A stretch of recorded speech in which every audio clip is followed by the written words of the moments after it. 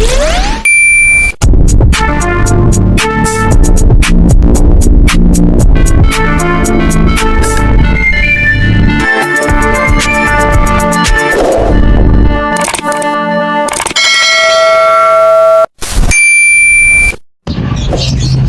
magandang araw sa inyong lahat mga katoto.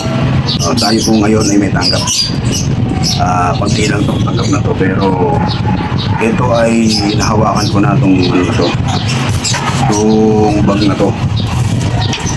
Ang sira niya mga katoto, yung zipper na bubukas.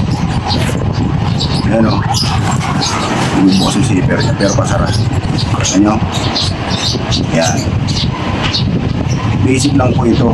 Nahawakan ko na ito nung nakaraang taon, magdadalawang taon na ngayon. Nagpalit po tayo ng daan ng zipper niya. Branded po yung yung brand nito. Kaya napakatibay. Pinahirapan din ako nito nung nakaraang taon. Ipinalag ko po ito sa kabilang channel natin, so dun sa Ice Channel. Kaya makikita niyo po kung paano ko siya ginawa. Pero bumalik po siya ngayon dahil ang problema naman po, yung zipper niya na stock,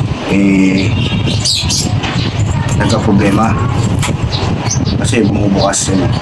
Pero itong kabila, okay pa to. Nangyayari lang po dito mga katoto kapag sobrang loaded na nung bag, diba, punong-puno na. Kaya siya nabubuka. Kasi nga lumuluwag po yung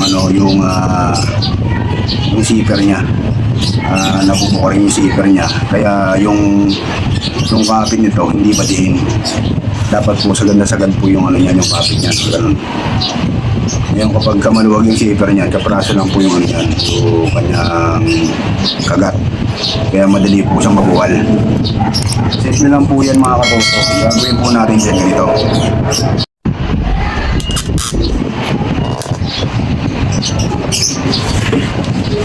Ito po ay pinagbabawal na teknik mga katoto. Hindi po dapat talaga sasaan. Marami pong masasagasaan. Yung mga dumidiskarte rin po sa anak buhay. Pero yung iba naman, okay lang siguro sa kanila. No? Kasi ito, lumuwag na po yan. Madalas po nangyayari yan sa mga bag na may pong magkabit ng mga keychain, mga bibigat. Kaya yan, nag-a-adjust po siya pagbubuka, no? Pero dito, okay naman siya. Gagawin po natin yan mga katoto. Ibabalik lang po natin yan, no? Tras lang po natin. Madalas kasi dyan, hindi sila nagtutugma kasi minsan nahihila to. Nahihila. Kasi sobrang dami kasi ng laman yan. Tawag dito, natideform siya. Yung dating ganon, nagaganyan yung kanyang daan. Kaya nagiging siya, tawag dito. Kaya yung kanyang ipin, tumatabingi. Ano raw? Tumatabingi. Pagka ganun mga katoto, bago nyo siya ibalik sa dati, hilahin nyo muna yung zipper.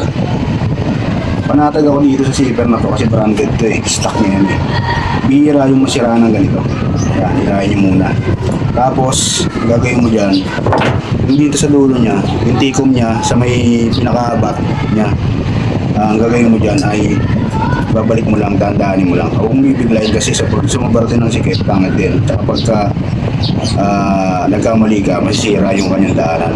Kaya dapat yan, dandahan lang. Mararamdaman mo naman yung katoto kapag yun bumalik na. Kaya, ang nangyari niyan, dandanin mo lang. Okay na po yan. Balik na. Diba? Hindi na po siya matatang. Nagbabawal pong teknik yan. Ayoko naman sabihin ng malaki dito at kamag-anak ko din may-ari nito. Ang kabila maluwag na rin.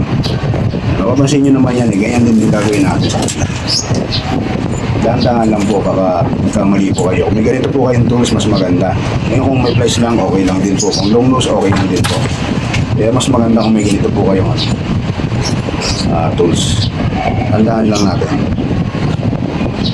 So, mararamdaman nyo naman po titikom yun medyo umikot na siya konti. Diba? May tunog na.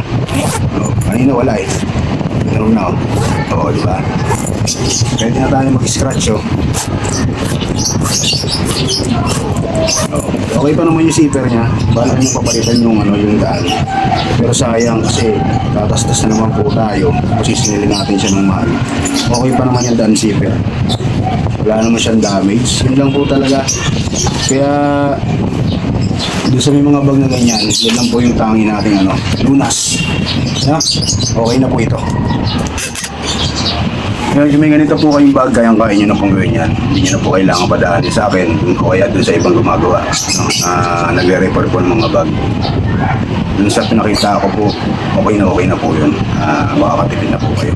Pero ingatan nyo po, yung bag ninyo, lalo kung medyo may presyo, iwasan nyo na po maglagay ng ano, mga keychain. Kasi yan, pagka nasakyan po kayo, may ipit po yung palawid ninyo, may hila po yung zipper. Yun po yung pagkakataon para masira yung zipper po natin mga katoto. Yan po ang pinababawal na technique. Pero share ko na po sa inyo para makatipid din po kayo. Ang aming tanggapan ay bukas mula Lunes hanggang Linggo. Kami po ay nag-aantay para matulungan po namin kayo. Ngayon kung nakatulong po ako sa inyo, huwag naman po kayong mag-atubili na mag-iwan ng komento dyan sa comment section. Maraming salamat po sa inyo at mabuhay po kayo. Peace.